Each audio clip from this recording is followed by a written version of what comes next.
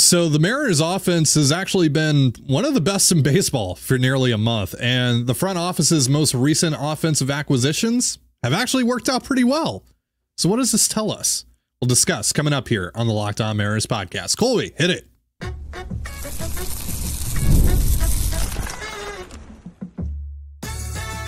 You are Locked On Mariners, your daily Seattle Mariners podcast. Part of the Locked On Podcast Network, your team every day. Ahoy, sailors. It is Tuesday, September 17th, 2024. This is Ty Gonzalez and Colby Patnode for the Locked On Mariners podcast, part of the Locked On Podcast Network, your team every day. On today's show, we'll be diving into the offensive numbers for the Mariners since Dan Wilson and Edgar Martinez took over. We'll also look at the team's most recent offensive acquisitions and if their success indicates the front office has actually found something in its assessment of hitters as of late.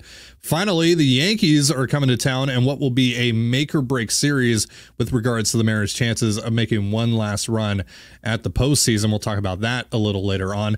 But before we do, shout out to our title sponsor today, FanDuel. Now through September 22nd, all FanDuel customers can bet $5 and get a 3-week free trial of NFL Sunday Ticket from YouTube and YouTube TV. Visit FanDuel.com to get started.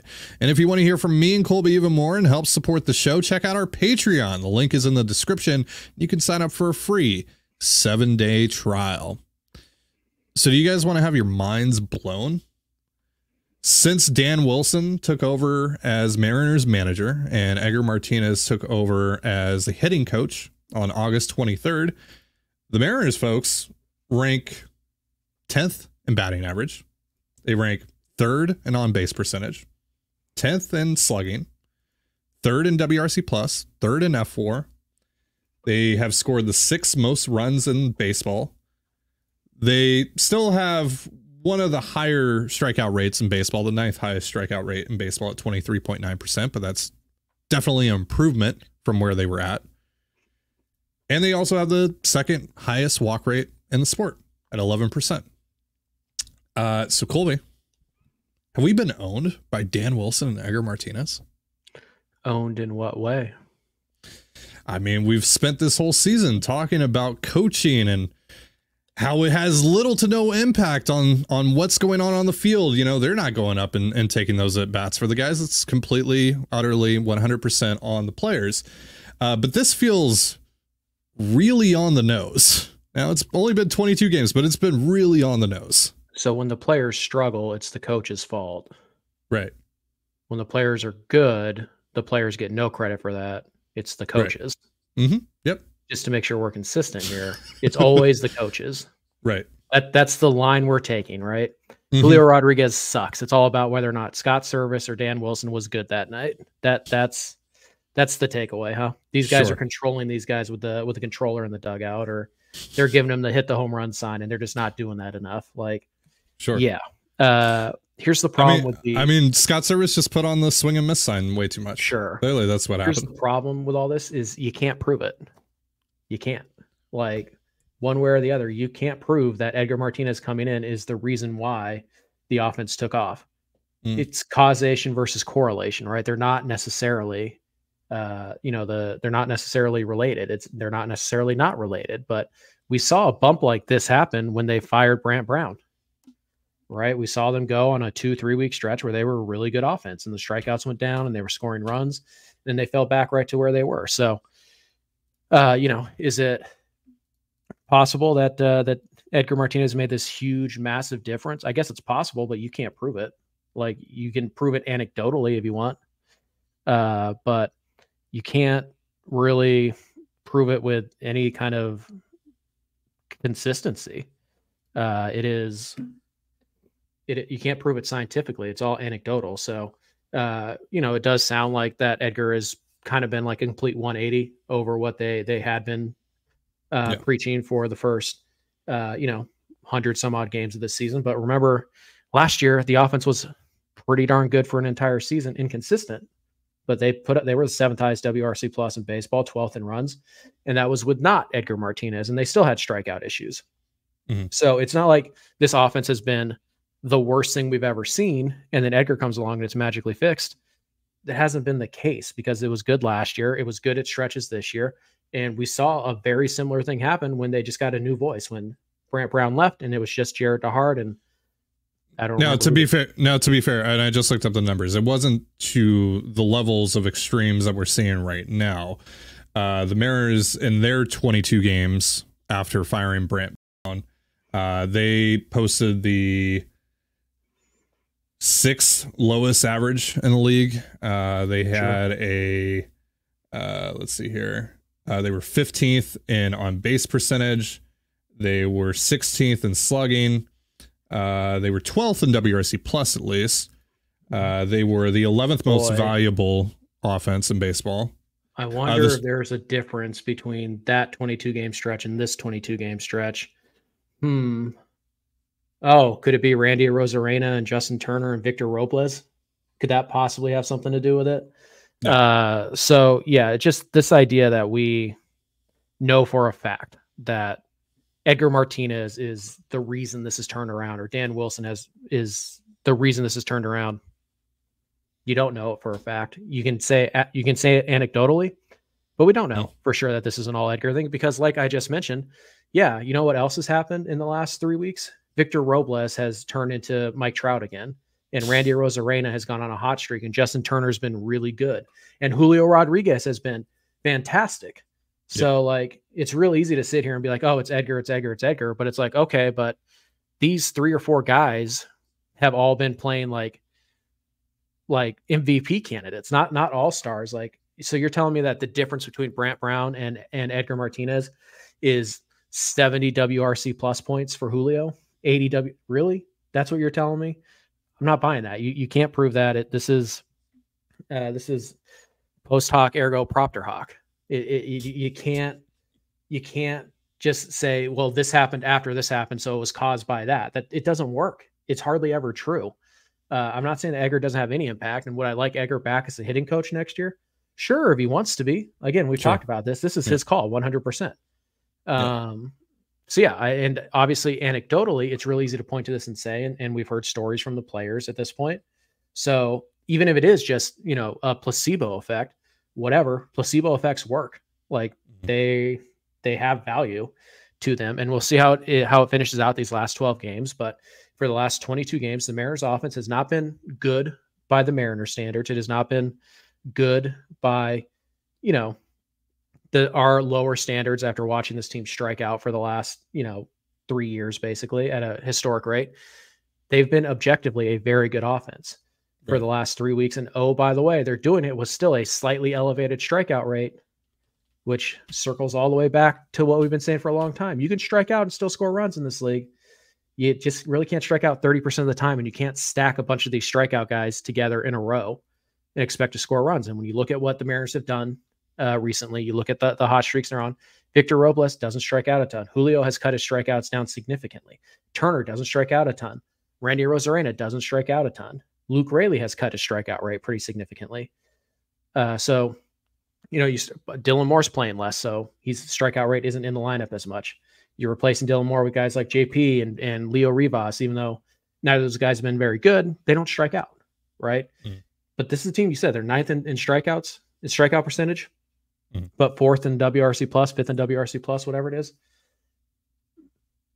It's just about balance, right? It's about having a balanced approach at the plate, a balanced offense where, yeah, you can have guys in your lineup who strike out. You can have guys who are, all or nothing guys. You can have guys who are patient. You can have guys who are aggressive. And I think that's what Edgar's tapped into here is just the idea that, like, hey, what works for you? What works for your hitter? What is your approach? What is your game plan? And what it sounds like is that Brant Brown came in trying to develop kind of a universal method of hitting the Mariners way type of thing. Like, we're all going to have the same approach. We're all going to have the same game plan. And Edgar's coming to be like, no, just be yourself. And let's find out what you do well. So it's kind of like the Pete Carroll thing, right? What do you do best? Right. Let's tap into that. Learn the learners. Right. So the Mariners, since Dan Wilson and Edgar took over, here's the runs they've scored by game: 6, 3, 4, 5, 2, 6, 9, 4, 2, 4, 2, 16, 6, 6, 0. That game in St. Louis. 10, 3, 5, 4, 5, 5, 7. That's a lot of 4+ run games, right? And with this pitching staff, is what we talked about all off season, right? With this pitching staff, if you can just find a way to score 3 to 4 runs consistently, you are going to win a lot of games. Mm-hmm. And even with the Mariners pitching not being nearly as good as it was in the first half, they're winning a lot of those games where they score 4 runs. They're winning 4-3. They're winning 5-4. So I think 22 games they've scored 4 runs or more 16 times, I believe was my count yesterday, and I believe they won 12 of those games. Right. So look, there isn't a one-size-fits-all answer to this, and that statement is also going to apply to what we're going to be talking about in the next segment as well. Some of this, yeah, I think you can absolutely point to Edgar having a positive impact on a lot of these guys, like Julio, for example. I think Edgar has absolutely definitively had a positive impact on Julio. And I think some of Julio's success as of late can be attributed to Edgar, but it also should be attributed to Julio, right? Some of the success should be attributed to just the presence of Randy Arozarena and Justin Turner, who, by the way, we're going to be talking about quite a bit here in the next segment. The offense is just better in terms of talent than it was earlier on in the year. And some of the guys who you were hoping were going to carry this thing that didn't for most of the year, they're finally starting to do that, right? They're finally starting to hit like the back of their baseball cards indicate. So we'll see if they can keep it going tonight against the Yankees. All right. So let's talk about the most recent offensive acquisitions the Mariners have made and how most of them have actually been pretty good. Does that say anything about the front office? We'll talk about that in just a moment. But first, a reminder, this episode of the Locked On Mariners podcast is brought to you by PrizePicks. PrizePicks is the easiest and most exciting way to play daily fantasy sports. Unlike other apps on PrizePicks, it's just you against the numbers. All you do is pick more or less on 2 to 6 player stat projections and watch the winnings roll in. You can now win up to 100 times your money on PrizePicks with as little as 4 correct picks. You can turn $10 into $1,000. Cook up hot takes with your friends and win real money this football season when you and your crew run your game on PrizePicks. Download the PrizePicks app today and use the promo code LOCKEDONMLB to get $50 instantly when you play $5. That's promo code LOCKEDONMLB on PrizePicks to get $50 instantly when you play $5. You don't even need to win to receive the $50 bonus. It's guaranteed. PrizePicks, run your game. And you're listening to the Locked On Mariners podcast. You can catch all the action between the Mariners and the Yankees tonight on the Mariners hometown broadcast with SiriusXM via the SXM app. All you have to do to find that is search the word Mariners. So obviously been a lot of discourse about this front office. What we know is that Jerry Dipoto is going to return as Mariners president of baseball operations in 2025. I would assume that Justin Hollander is also going to return as Mariners general manager. So this front office is more or less going to be pretty much intact for at least one more season. We've shared a lot of our thoughts and opinions on that, both on this show and on the Patreon. So you guys know how we feel about that overall. What we're going to be talking about today, I just want to say this first and foremost, isn't to contradict the narrative around the front office, right? That they have struggled to identify and bring in offensive talent to supplement what they already have here to take this thing over the top, right? There is still the Mitch Garvers of the world, the Jorge Polancos, the Luis Ariases. We know about the failed bets on Dominic Canzone, Ty France, trading Gino away, all of that stuff, right? You know, going back beyond this past offseason, Teoscar Hernandez and Jesse Winker not living up to expectations, Colton Wong being a disaster, et cetera, et cetera, et cetera. All those things are still relevant, still very much true. However, in the calendar year of 2024, the Mariners have acquired 6 noteworthy major league bats, mostly via trade, all but one via trade. The exception to that being Victor Robles, of course, signing a free agent deal in June. Here's what those 6 guys have done in a Mariners uniform since obviously being acquired. Justin Turner, 248, 347, 376. That's a 115 WRC plus. Randy Arozarena, 245, 360, 409. It's a 130 WRC plus. Victor Robles, obviously been incredible. 333, 401, 475. That's a 158 WRC plus. Victor Robles has been insane. Jorge Polanco hasn't worked out. 202, 292, 338. That's an 87 WRC plus. It's bad. It's a real big disappointment there. Luke Raley, though, 244, 322, 464. That's a 128 WRC plus. Then Mitch Haniger is the other guy. He was obviously acquired on the same day as Raley. 209, 285, 339. That's an 85 WRC plus. Obviously, there's also a lot of discourse around bringing in hitters that actually hit at T-Mobile Park. Right. Well, Turner, 126 WRC plus at T-Mobile Park. Arozarena, 168 WRC plus at T-Mobile Park. Victor Robles, 196 WRC plus at T-Mobile Park. Jorge Polanco, 89 WRC plus. He's the outlier here because, hey, guess what? Mitch Haniger actually been really good at T-Mobile Park this year somehow. 242, 321, 414. That's a 122 WRC plus for Mitch. Look for a role player, for a guy that's in Haniger's role. That is more than serviceable. I had no clue that he was that good at T-Mobile Park this year until I looked this up. And then Luke Raley, of course, 257, 333, 535. It's a 155 WRC plus. So to me, all this is to say, this is the proof of concept. Because look, whether you think the front office or this current regime should be in the front office or not, doesn't really matter at this point. We know that they're coming back for at least 1 year. And you want the Mariners to be good, right? Like the hope here is like they can figure it out, right? If you're a Mariners fan, that's what you want, is that Jerry DiPoto and Justin Hollander, they figured this out. Team is good, right? You'd rather the Mariners be good and you be wrong about DiPoto and Hollander than you be right about DiPoto and Hollander and the team sucks. Exactly. All right. So we're not having a discourse right now about whether or not they should be here. And this is not to say like, hey, look, actually, they're really great at this. But this is proof of concept that they can at least bring in offensive talent that works, right? Their last, we'll call it 4 out of their last 6 offensive acquisitions have been pretty good to just straight up home runs, right? I mean, Victor Robles is a grand slam, right? He's like a 5-run home run, right? So does this say anything to you about the front office outside of like, hey, like, they can do it. Like, here it is. Here's the proof. They can do it.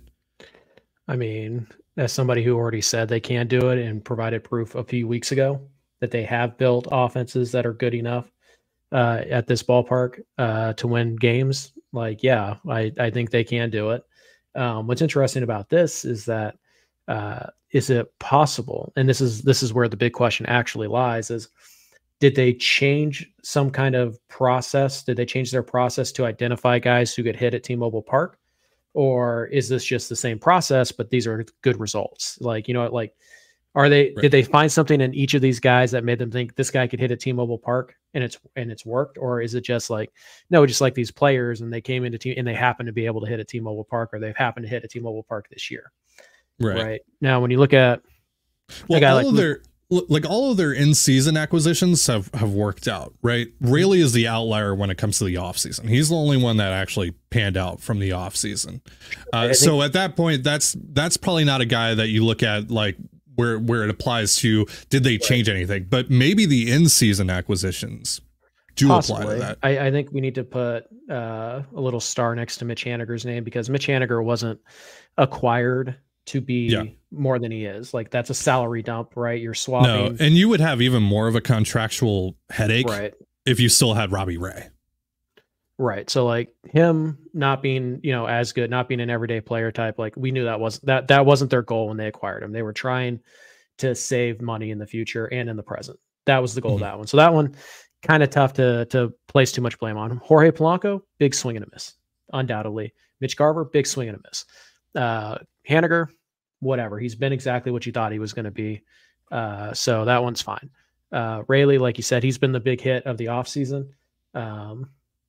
So, if you just want to look at the three guys they brought in season that have played major roles for this team, or were supposed to, Turner, Randy, and Robles, what do they have in common? Like, is there something in their profiles that they have in common? Is there something in their approach that they have in common? Is it because the only thing I can see really is that they're all right-handed.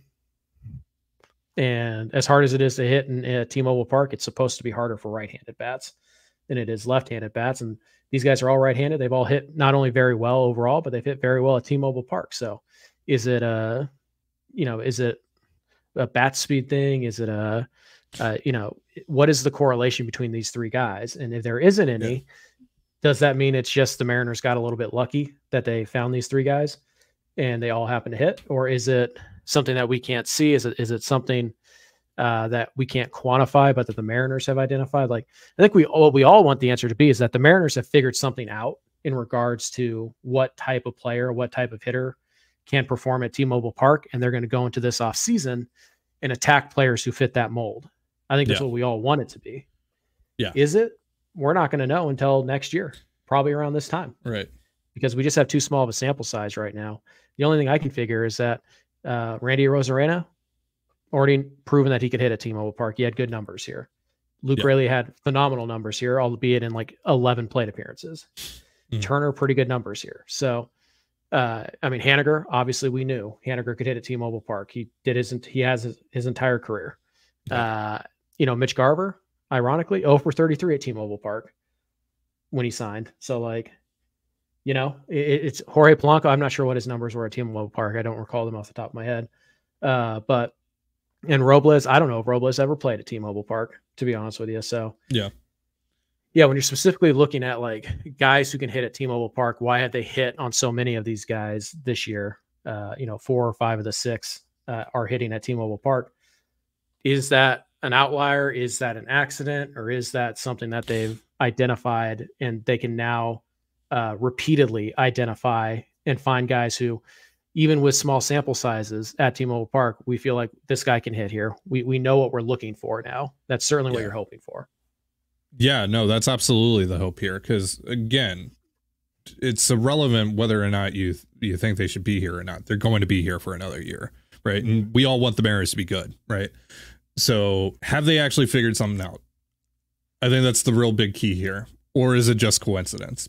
It very well may be coincidence. It very well may be that they just kind of lucked into this thing, right? I mean, like, Randy Arozarena is not lucking into the thing. We know who Randy Arozarena is and how good he can be, right? Like, that's the guy that you were trying to acquire. But Randy Arozarena is in the same light as like Jorge Polanco when you acquired him, and Teoscar Hernandez when you acquired him, and Jesse Winker, etc., right? And those guys didn't pan out, but Randy has. Right. So is that still just kind of coincidence that you just kind of finally hit on one of those guys that has historically been good, has track record? It's just it finally somehow magically worked out, and Justin Turner has just been consistently a professional hitter that his bat should play fairly well at T-Mobile Park. Victor Robles is the one, though. I mean, he's kind of just displayed like the perfect ideal hitting profile for T-Mobile Park. Right. You just kind of slap the ball around. You can hit the occasional dinger. You'll put the ball in the gap. You'll steal bases. Like, he is kind of the perfect player for T-Mobile Park. So, I believe you comped his style to Gene Segura, and Segura was a very productive player here. So now the real issue is go find Gene Segura's. Like, how many are out there? Yeah. You know what I mean? And by the way, real fast on the Robles note, you know who Robles gave a tremendous amount of credit to? Scott Service and Jared DeHart. Yeah. They found something. DeHart found something with his foot, with his front leg, changed it, and he started to hit right away. Scott said, "You be yourself," blah, blah, blah, blah, blah. and he did, and he acted that way, and he gave a tremendous amount of credit to both of those guys, and they're no longer here. So, same thing happened with Josh Rojas last year. Now Rojas got off to a hot start this year and then fell off a cliff. Hopefully Robles isn't bound to suffer the same fate. I think Robles, expecting some regression from Robles is more than fair, considering he's been the best hitter on the planet for the last month. If you're not expecting regression from Robles, you should go and place a large bet on him to be the MVP next year, because that's what he's been for the last month. Yeah. So, but yeah, so you look at these numbers, it does seem like hopefully they have found something. And at the very least, it is proof that it is possible for this front office to find guys that actually work, both within the constructs of this organization and specifically at T-Mobile Park. So that's all to say, hopefully that just continues. Hopefully, fingers crossed, whoever else they bring in over the course of this upcoming offseason work out in a similar way to how Turner, Rosarena, Robles, and Rayleigh have worked out. And that's it. That's the whole point of this conversation, really. All right, so the Yankees are coming to town, starting a 3-game set tonight, and we are going to talk about this one in just a moment. But first, a reminder, this episode of the Locked On Mariners podcast is brought to you by FanDuel. You've heard me talk a lot about FanDuel, which, of course, is America's #1 sportsbook. Well, I have something a little different for you today. Now through September 22nd, all FanDuel customers can bet $5 and get a 3-week free trial of NFL Sunday Ticket from YouTube and YouTube TV. Then with a YouTube TV base plan, you'll be able to watch every regular season Sunday afternoon out-of-market game. All you need is a Google account and a current form of payment, and you can cancel anytime. Just visit FanDuel.com/lockedon, that's LOCKDON, to download America's #1 sportsbook.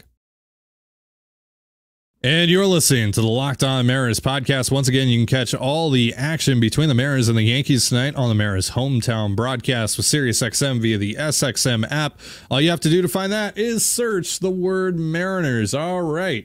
The New York Yankees, one of the best teams in baseball, are coming to town at the most inopportune time for the Mariners to play one of the best teams in baseball, but they got to do it in order to keep their season alive. They're going to be wearing the City Connects again tonight, seeing if that magic still applies. It's going to be Brian Wu tonight with his 2.38 ERA, coming off of a perfect game bid against the San Diego Padres, against Luis Gil, who dominated this Mariners team the last time they saw him in New York a long time ago. When was that? May? Last time they saw the Yankees? Yeah, it's been a while since they saw the Yankees. Then tomorrow it's going to be Bryce Miller against Nestor Cortez, and Thursday Logan Gilbert against Clark Schmidt. So Mariners going to see quite a few good pitchers in this series. The Yankees pitching staff has been able to essentially rival the Mariners starting rotation, but at the very least they're not going to see Garrett Cole, so that is very, very good news here.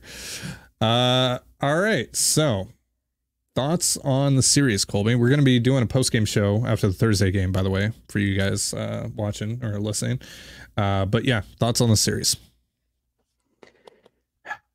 You can't get swept. And winning 1 out of 3 really only doesn't kill you. You're probably also cooked. Yeah. Yeah, but it might not if Minnesota gets swept by the Guardians, but even then, like now you have 9 games to make up 3. You know, it's not looking great. So it does feel eventually you're just going to run out of time. Right. Time is the enemy right now. So yeah, it feels like you have to win this series. Now is there a magical timeline out there where you lose this series and you actually gain a game on everybody, and you're just like, oh well, cool, that worked out. Sure. I mean, it exists out there. It's just, I mean, probably not. What makes you think we're on that magical timeline as opposed to the one we've been on for this entire season? Right. So you probably have to win this series. I mean, obviously, basically you're at a point now where you really kind of need to win. You have 12 games left. You have to win like 9 of them. So if you lose 2 games to the Yankees, then you only have one loss to play with for the rest of the year and blah, blah, blah. So you have to find a way to win. Pitching matchups pretty even, I would say. And so it's going to come down to, for the Mariners, how do you handle Juan Soto? How do you handle Aaron Judge? Like, that's going to be the whole series right there. And obviously the Yankees have more than that, but those are the two guys that you're afraid of. And then Volpe, having a nice year, he's out today, but it is still, it's the best offense in baseball. Like they score runs like crazy. They have probably two of the top, 3-4 MVP guys, in the American League hitting back to back in this lineup. You got to find a way to limit the damage, because at some point they're going to hurt you. You have to find a way to limit that damage. And, hopefully you don't do anything stupid. Like, hey, Juan Soto hit a double. We're up 2-0 in the 8th. Aaron Judge is up. Let's pitch to Aaron Judge. Like, let's walk Aaron Judge and make Giancarlo Stanton or Anthony Rizzo beat you. And if they do, fine, whatever, you live with it. But yeah, it's obviously, they split the series, the 4-game set in New York. They needed a crazy comeback win against Clay Holmes to do it. But this is a lineup that's been hitting a little bit better. This is a lot better. This is a pitching staff that, weirdly enough, it feels like you're throwing your two best guys at them with Wu and Miller, the way that those guys are going versus the rest of the rotation right now. So yeah, it's going to be a tough night tonight against Teal. Cortez, never really know with him. He's kind of a hot and cold type of guy. And then Clark Schmidt, we'll see. I believe the Mariners had a pretty good game plan against Schmidt last time they faced him in New York. So we'll see what they can do. I think if you find a way to sweep this series, I think we're starting to have a real conversation about, hey, can they actually pull this off? They win the series. I think they stay alive. We'll see what Minnesota, Detroit, and Houston all do over the next 3 days as well. If they lose this series, it probably is over officially at that point. If you get swept, it's curtains. So yeah, a lot on the line. You got 12 games left. I really think you have to win 9 of them to give yourself a shot. Yeah, and look, this can also serve as a pretty good test for them if they are going to make the playoffs, because I mean, you might run into this team again here in a few weeks if you are able to make it into October. So this is kind of just a good way to kind of measure where you're at right now, and like, is the offensive success real? Because you're probably not going to run into a better pitching staff than this one the rest of the way. Right now you are throwing your 3 best guys with the way that, with how much Kirby has struggled as of late. So I would say that Gilbert, Miller, and Wu are your 3 best guys at the moment. So you're coming at the Yankees with everything you got. So we'll see how this goes. Yeah, you got to win at least 2, though. Like, to me, if you win anything less than that, it's over. Like, now, again, yeah, Twins could get swept, Astros could get swept, yada, yada, yada, yada. But time is the enemy here. And even if you make it out of this series with just a win or none, but you're still mathematically in it, it's so unlikely. It's just so unlikely that you're going to make up that ground in a matter of 9 games. So you gotta do something special here over the next 3 games. Like, truly something special here, something unexpected. Like, you probably have to win. I mean, you have to win at least 2. Honestly, you might have to sweep in order for this thing to be realistic. So we'll see. Shock the world. How about that? Let's do it. Why not? All right. That's going to do it for our show. But before we get out of here, a reminder that Locked On has launched the first ever national sports 24/7 streaming channel on YouTube. And now it's also available on Amazon Fire TV and the free Fire TV channels app. Locked On Sports Today is here for you 24/7, covering the top sports stories of the day with the local experts of Locked On, plus our national shows covering every league. Find Locked On Sports Today now available on the free Fire TV channels app. Thank you so much for joining us here on the Locked On Mariners podcast. For Colby Patnode, I'm TonaI Gonzalez. Be sure to give us a follow on Twitter at LO_Mariners. You can follow me at TonaI Gonzalez and Colby at CPAT11. That's CPAT11. You can also find all that stuff in the description of this episode. Have yourself a beautiful baseball day, and we'll see you next time Peace.